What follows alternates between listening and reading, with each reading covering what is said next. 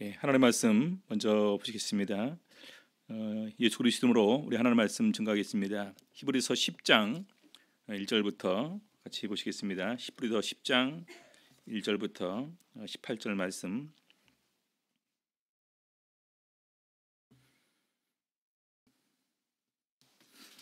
히브리서 10장 1절에서부터 18절 말씀입니다.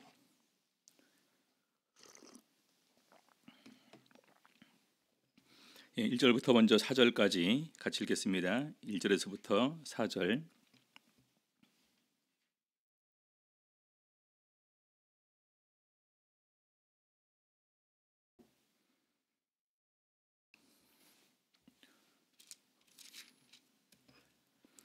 읽겠습니다. 4절까지.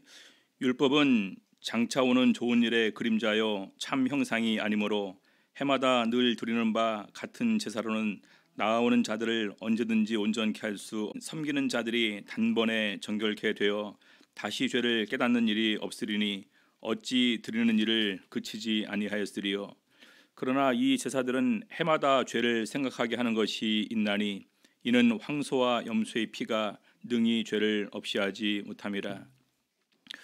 오늘 히브리서 10장 1절부터 18절까지 우리 영원한 속죄라는 제목으로 오늘 말씀 가지고 은혜 나누는 시간 갖도록 하시겠습니다.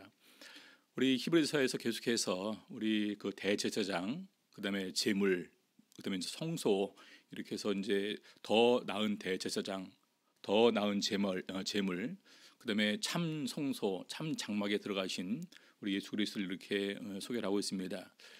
가장 중요한 것은 그렇게 스스로 대제사장 되어주시고 스스로 제물 되어주시고 스스로 더욱더 참 성소에 들어가셔서 우리를 위하여서 이루신 이런 속죄 제사가 얼마나 더욱더 큰 효력이 있느냐라는 부분을 오늘 최종 결론적으로 이렇게 얘기하는 말씀하고 있는 부분입니다.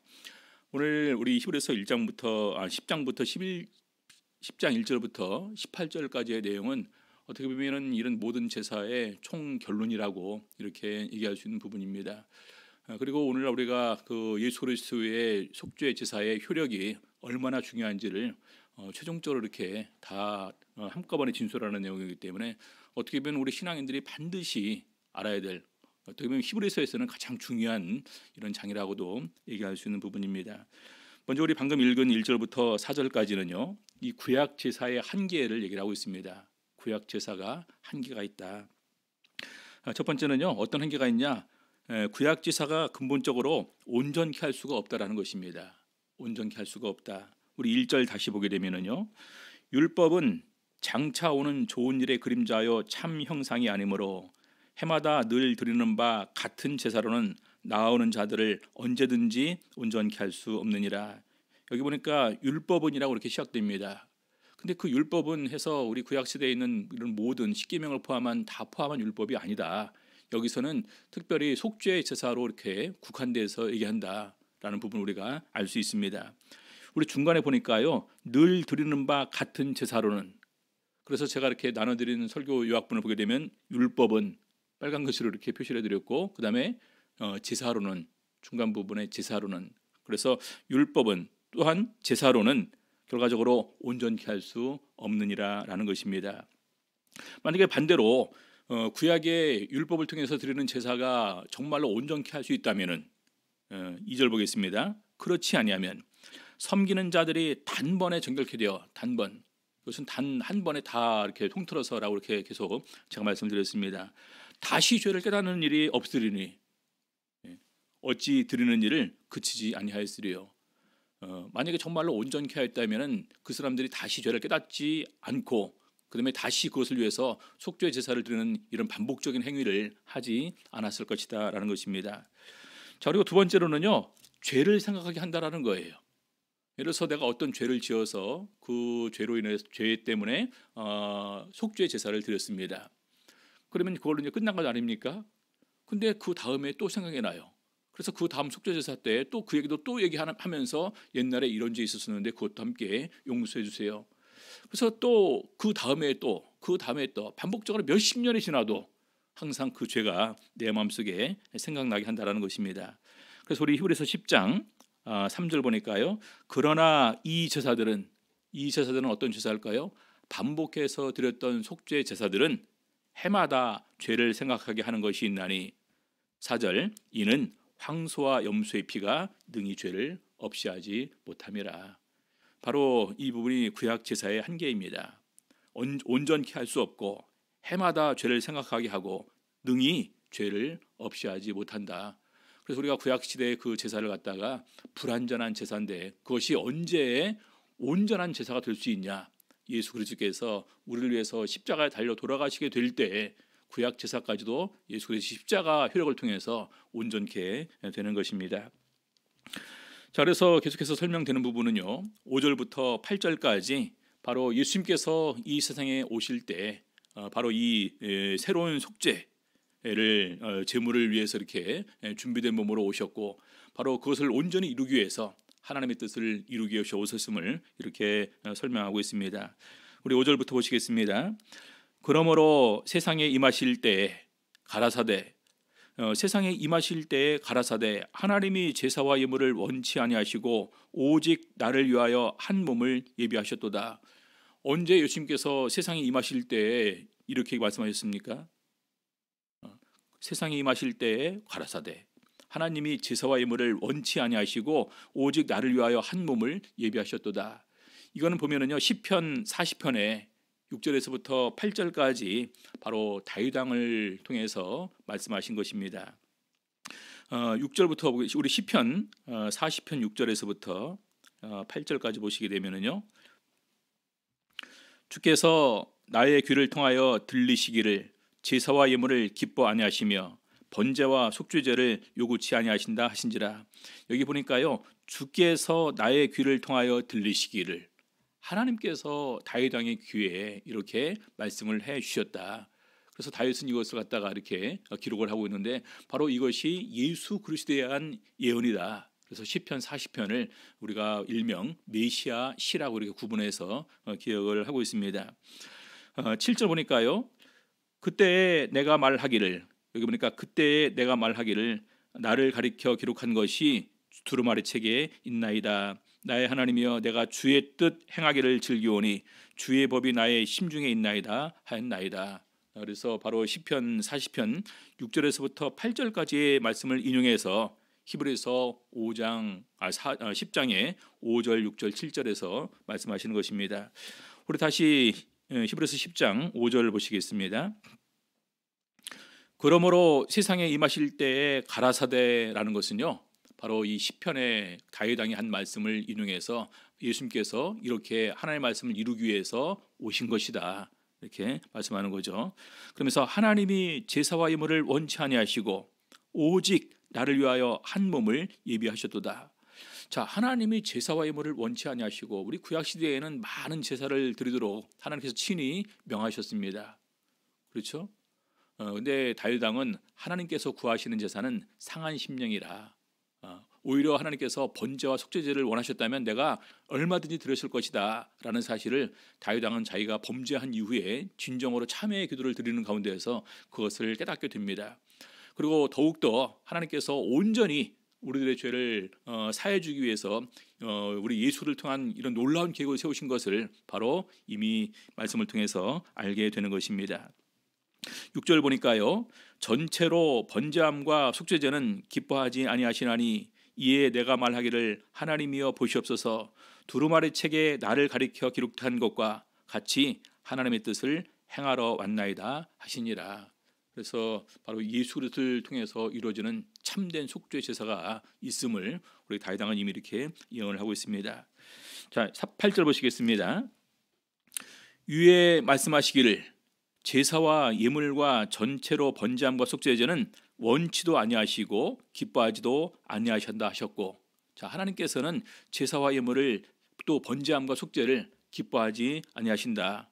가로 열고 보니까 이는 다 율법을 따라 드리는 것이라. 그래서 우리 구약 시대에 속죄 제사를 통한 이런 제사법에 따라서 드리는 이런 그 제물과 이런 번제물, 이런 속죄제는 하나님께서 원치 않으신다라는 것입니다. 바로 더 나은 것을 준비가 되어 있기 때문에요. 자, 시편 51편 16절에서부터 17절까지 우리 다윗 왕은 이렇게 고백을 하고 있습니다. 주는 제사를 즐겨 아니하시나니 그렇지 않으면 내가 드렸을 것이라. 자, 우리 다윗 왕은 왕으로 있습니다.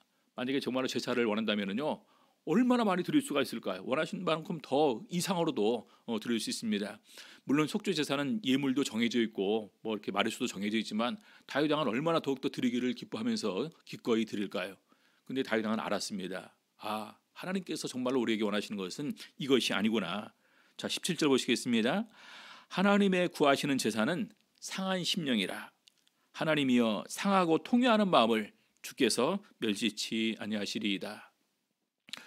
그래서 여기서 중요한 것은 상하고 통회하는 마음, 상한 심령을 정말 원하시는 것이지 우리가 형식적으로 계속해서 그 드리는 것은 원하지 않는다라는 것입니다. 자, 그러면서 오늘 본문 9절에서부터 18절까지 그러면 이 구약 제사가 불완전하다면 예수를 통해서 드려지는 이런 속죄 제사는 얼마나 효력이 있냐라는 부분을 9절에서부터 18절까지 이렇게 설명을 하고 있습니다. 자, 몇 가지 이렇게 그 정리를 하는데요. 첫 번째는요, 단번에입니다. 단번에. 우리 단번에 제가 몇 번 말씀을 드렸죠. 단번에. 히브리서 7장, 9장 그리고 이제 로마서 6장이 이렇게 드렸던 말씀을 저번 시간에 이렇게 드렸기 때문에 이 말씀은 찾아보지는 않겠습니다. 먼저 우리 히브리서 10장 9절 보시겠습니다. 그 후에 말씀하시기를 보시옵소서 내가 하나님의 뜻을 행하러 왔나이다 하셨으니 그 첫 것을 폐하심은 둘째 것을 세우려 하심이라. 하나님의 뜻을 행하러 왔나인데 그 하나님의 뜻은 뭐냐? 첫 것을 폐하고 둘째 것을 세우려 하심이라는 것입니다. 첫 것은 구약의 속죄 제사입니다. 둘째 것은 예수 그리스도의 십자가를 통해서 드려지는 속죄죠. 바로 그것을 위해서 오셨다라는 것입니다. 그래서 우리 예수님께서는 철저하게 당신의 뜻이 아니라 하나님 아버지의 뜻을 이루기 위해서 이 세상에 오셨다라고 하시면서 요한복음 4장 34절, 요한복음 6장 39절에서 바로 오신 이유가 하나님의 뜻을 행하기 위해서 오신 부분을 반복적으로 이렇게 말씀하시고 계십니다. 우리 요한복음 6장 39절 보겠습니다. 39절 나를 보내신 이의 뜻을 행하려 함이니라. 나를 보내신 이의 뜻을 행하려 함이니라. 나를 보내신 이의 뜻은 내게 주신 자 중에 내가 하나도 잃어버리지 아니하고 마지막 날에 다시 살리는 이것이니라. 여기 보니까 하나도 잃어버리지 아니하고 예수 그리스도의 십자가 구속을 이루심을 통해서 그들을 다 사하시고 그 죄를 기억지 않는 가운데에서 온전한 구원에 참여하고 마지막 부활에도 참여하기 위해서 오셨다. 그래서 그 뜻을 이루기 위해서 오셨는데 바로 그 뜻을 이루기 위해서 가장 중요한 첫 번째는 우리를 위해서 단번에 자기 몸을 드리는 것입니다. 히브리서 10장 10절 보시겠습니다. 이 뜻을 쫓아 예수 그리스도의 몸을 단번에 드리심으로 말미암아 우리가 거룩함을 얻었노라.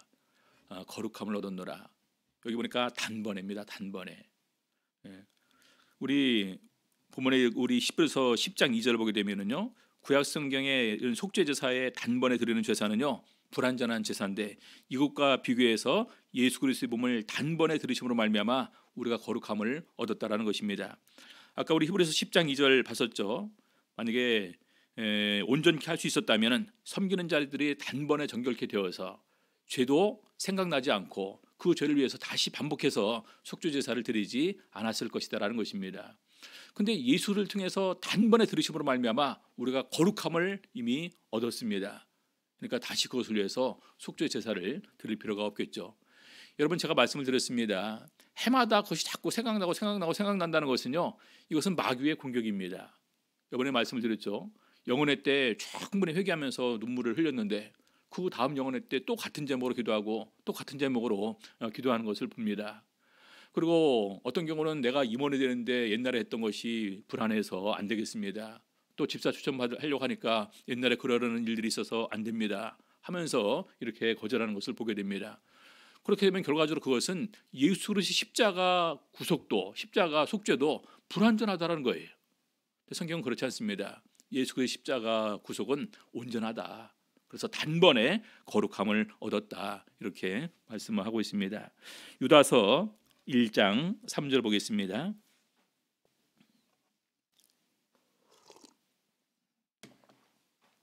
유다서 1장 3절 사랑하는 자들아 내가 우리의 일반으로 얻은 구원을 들어 너희에게 편지하려는 뜻이 간절하던 차에 성도에게 단번에 주신 믿음의 도를 위하여 힘써 싸우라는 편지로 너희를 권하여야 할 필요를 느꼈노니.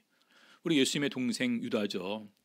유다도 이렇게 이제 마지막 자기가 이제 이 세상을 떠날 때가 이제 가까운 가운데에서 사람들에게 권면의 편지를 씁니다. 우리의 일반으로 얻은 구원들, 가만히 생각해 보니까 자기는 너무나 쉽게 구원에 참여한 게 시도였죠. 처음에는 형제들도 예수 그리스도를 믿지 않았었는데 나중에는 전부 다 이렇게 예수 그리스도를 믿은 것으로 알려지고, 나중에는 또 이제 그 사도로 이렇게 인정받을 정도로 뭐 이렇게 이제 그런 영적인 그런 권위가 올라간 것으로 알려지고 있습니다. 그래서 일반으로 얻은 구원을 들어 너희에게 편지할 듯이 간절하던 자에 성도에게 단번에 주신 믿음의 도, 단번에, 그것은 단 한 번에 우리를 위한 구속을 이루신 믿음의 도를 얘기를 하는 것입니다. 여러분, 믿고 세례를 받으면 구원 얻을 것이요, 믿고 뭘 믿습니까? 예수님께서 오셨고 우리 죄를 위해서 십자가에 달려 돌아가시고, 우리가 그 보혈의 공로에 힘입어서 세례받을 때 우리 다 죄사함 받고 우리가 거룩함을 얻고 의롭다 칭함을 받는다. 이것이 믿음의 도입니다. 이것이 여러 번에 걸쳐 이루어진 것입니까? 해마다 반복해야 됩니까? 그것은 아니라는 거죠. 단번에 우리를 구원으로 인도하시는 믿음의 도로 우리에게 주신 것이다라는 것입니다. 자, 그래서 단번에고요. 두 번째는요, 영원한 제사라는 것입니다. 히브리서 10장 11절 12절 보겠습니다. 11절, 제사장마다 매일 서서 섬기며 자주 같은 제사를 드리되, 구약 제사를 말하는 거겠죠. 이 제사는 언제든지 죄를 없게 하지 못하거니와. 그렇죠. 구약 제사의 한계를 다시 설명을 하고 있습니다. 근데 12절 보니까요, 오직 그리스도는 죄를 위하여 한 영원한 제사를 드리시고, 여기 보니까 영원한 제사라고 되어 있습니다. 영원. 여러분, 영원은 알죠? 영원은 과거, 현재, 미래까지 다 포함됩니다. 그렇죠? 과거에 있는 죄도 언제 그러면 온전케 되느냐? 과거에 믿음으로 드렸던 속죄 제사가 그 사람들이 그럼 이것이 완전하냐 불완전하냐 이걸 생각하고 드리지는 않았을 것입니다. 그렇죠? 그들은 믿음으로 드렸습니다. 근데 사실은 그것은 불완전한 제사예요. 근데 이 불완전한 제사가 언제 비로소 온전케 되느냐? 예수 그리스도의 십자가 구속때 비로소 온전케 됩니다. 현재 우리 범하는 죄는 바로 우리가 고백하고 또 이제 세례 받을 때 죄사함 받습니다. 그럼 앞으로는요? 앞으로 내 죄도뿐만 아니라 앞으로 믿고서 다시 예수 그리스도 안에 들어오는 이런 모든 사람까지 포함해서 이런 영원한 제사를 우리를 위해서 드려주신 것입니다. 두 번째는요, 영원한 제사예요. 영원한 제사.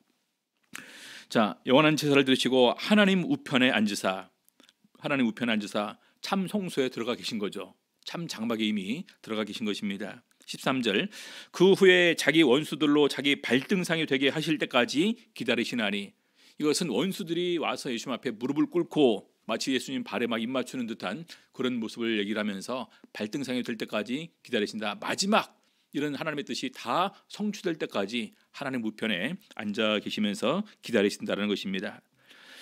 자, 세 번째는요, 영원히 온전케 하신다는 거예요.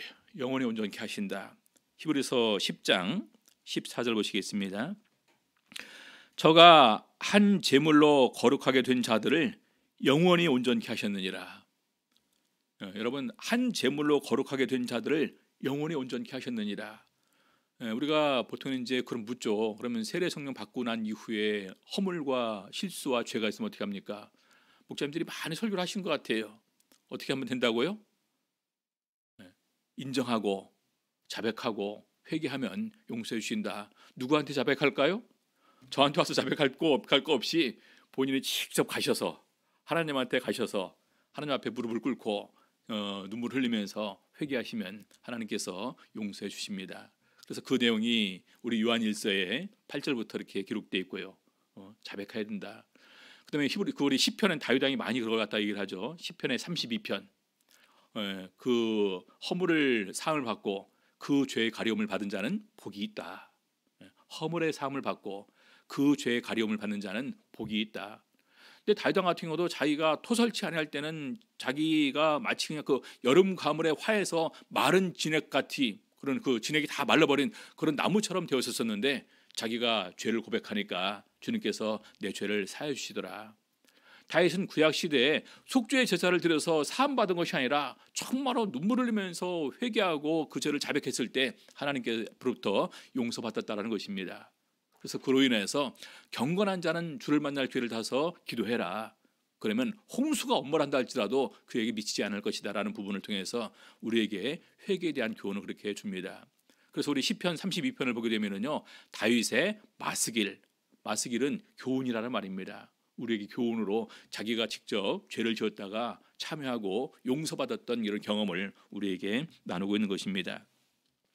우리 이사야서를 통해서 하나님께서는 이미 예언을 이렇게 하셨는데요. 이사야서 45장 7절 보겠습니다.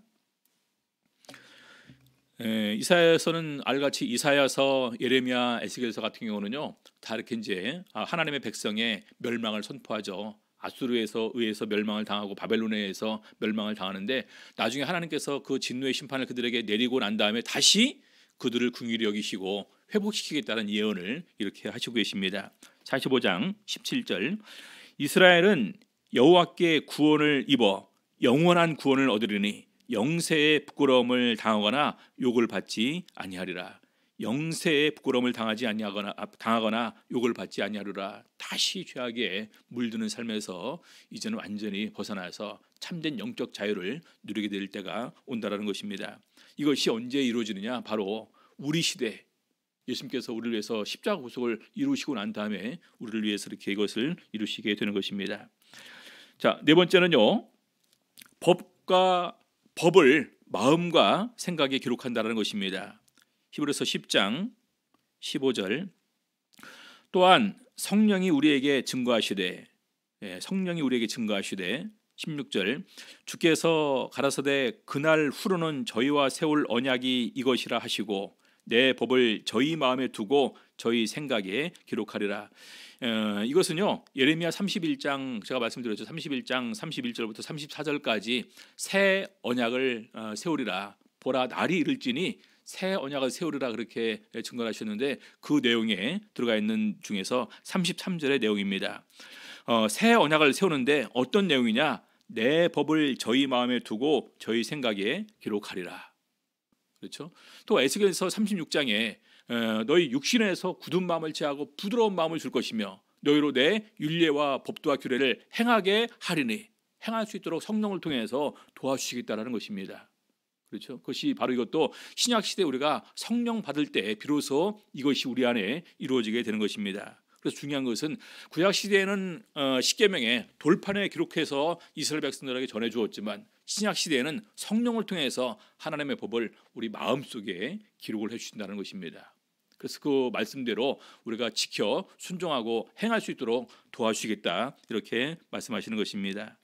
고린도후서 3장 3절 보시겠습니다. 고린도후서 3장 3절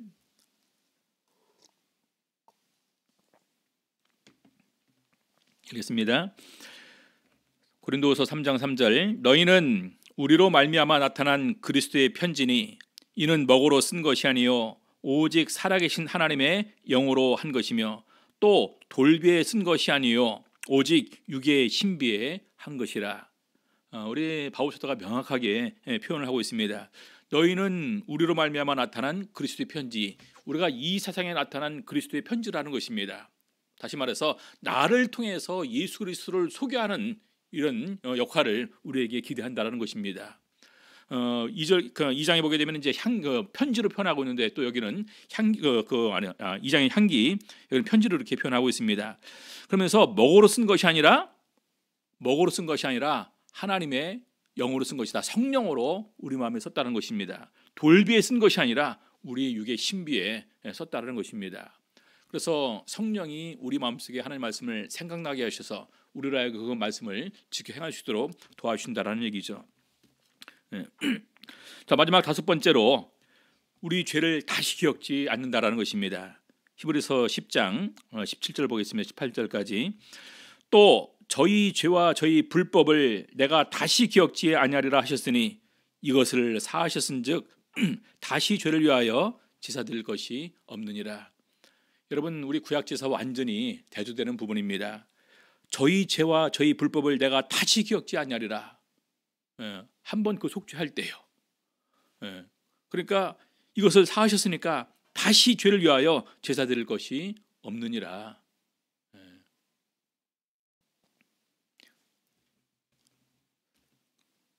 여러분 어떻습니까? 우리는 너무나 많은 순간에 기억을 합니다. 그렇죠? 자꾸 기억을 합니다. 그런데 하나님께서는 기억지 않는다고 하십니다. 하나님은 기억지 않는다고 하시는데 여러분은 왜 기억하면서 그 죄 때문에 괴로워하고 슬퍼하는 그런 삶을 언제까지 반복하실 것입니까? 여러분 사실은 우리 구약 성경에 보게 되면요, 구약 시대 그 엄밀한 시대 하나님께서 포로로 끌려갔던 이스라엘 백성들에게 말씀하시는 것을 보게 되면은 의인이 의를 버리고 악을 행하면 그 의는 기억되지 않고 그 악으로 인해서 죽을 것이고, 만약에 악인이 악을 버리고 의를 행하면 그 행한 악은 기억지 않고 행한 의로 인해서 산다라는 부분을 너무나 명확하게 설명을 해주십니다. 우리 마지막으로 그 부분만 몇 군데 살펴보시고 마치도록 하겠습니다. 에스겔서 18장 21절에서부터 22절 같이 읽겠습니다. 그러나 만일 악인이 그 행한 모든 죄에서 돌이켜 떠나 내 모든 율례를 지키고 법과 의를 행하면 정녕 살고 죽지 아니할 것이라.